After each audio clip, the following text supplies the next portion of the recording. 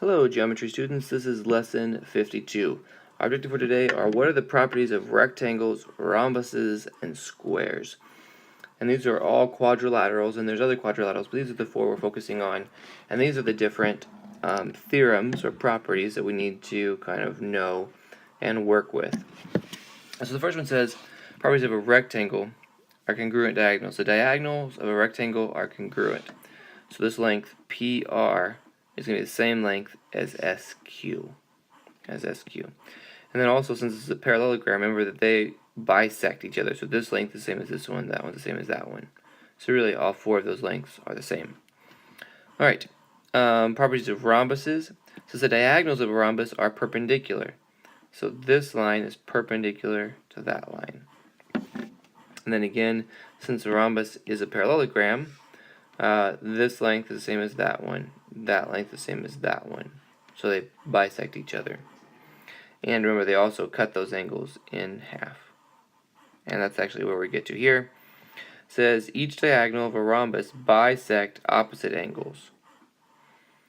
Because opposite angles of a rhombus are equal, they are bisected by a diagonal. Four congruent angles are formed.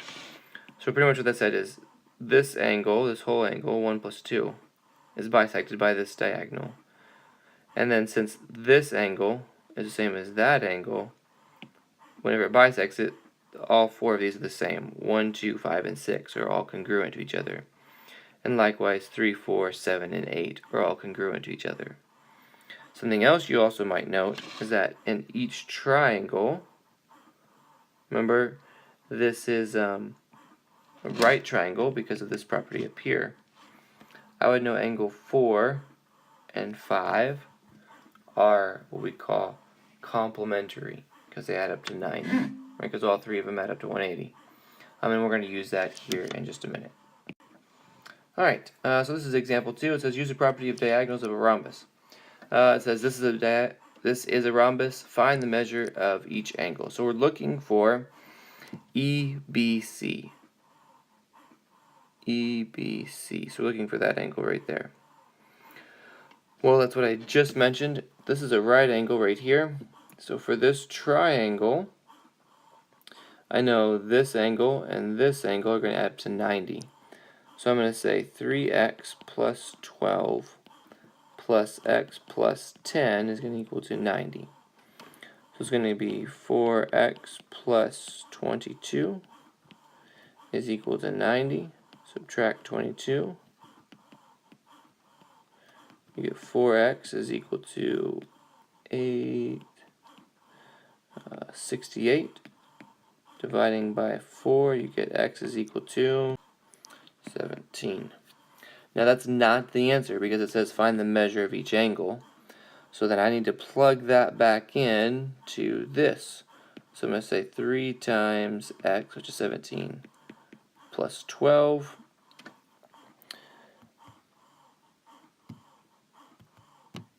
And so the measure of angle EBC is equal to 63 degrees.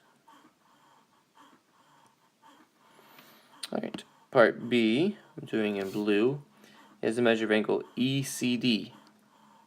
ECD. Alright, now remember then, this angle right here and that angle right there are congruent because this line bisects that angle. So I already know what x is, so now if I plugged x into here, I could find out what this angle is, and then those two are congruent. So this would be, what, 17 plus 10, so 27 degrees. So the measure of angle ECD is equal to 27 degrees. Alright, let's look through example 3 here, and then we'll turn you loose on your homework. So it says UVWX is a parallelogram. Decide what type of parallelogram it is by using the properties of rectangles and rhombuses. So part A says determine whether diagonals are congruent and classify the parallelogram. So I'm going to need to find the length of this, and then also I need to find the length of this. So let's just go ahead and just find the distance. I'm going to say from U to W. Looks like this point is the point 6, 1. So over here is -1, 4. So y2 minus y1 is going to be 1 minus 4 squared plus 6 minus 1 squared. So this is going to be -3 squared, which is going to give me 9, plus 7 squared, which is 49, which is going to equal the square root of 58. Now that might can simplify down, but I'm just going to stop right there. Let's look at the distance from V to X. So the V is at 1, -1, and X is at 4, 6. So y2 minus y1 is going to be 6 minus a minus 1. x2, 4 minus 1 squared. So this is going to be 7 squared, which is 49, plus 4 minus 1, which would be 3. 3 squared is 9, which equals the square root of 58. So since these two are equal, I would say UVWX is a rectangle. Alright, now it says determine whether the diagonals are perpendicular and classify the parallelogram. So let's find the slope of Vx. Slope of Vx is y2 minus y1, 6 minus a minus 1 over 4 minus 1. It's going to be 7/3.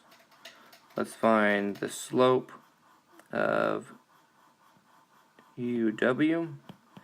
It's going to be 1 minus 4 over 6 minus a minus 1, -3 over 7. Notice since those are negative reciprocals of each other, and they're perpendicular. Or you could say since 7/3 times -3 over 7 is equal to 1, Vx is perpendicular to UW. So that's part of your answer. And then, since those are perpendicular to each other, we know that it is a rhombus. And from part A, we know that it's a rectangle. So since we know it's a rhombus and a rectangle, then we would say it is a square. So UVWX is a square. Alright, your homework is there on page 346. You're going to do the practice set, all 52s, all 51s, and 3 more of your choice.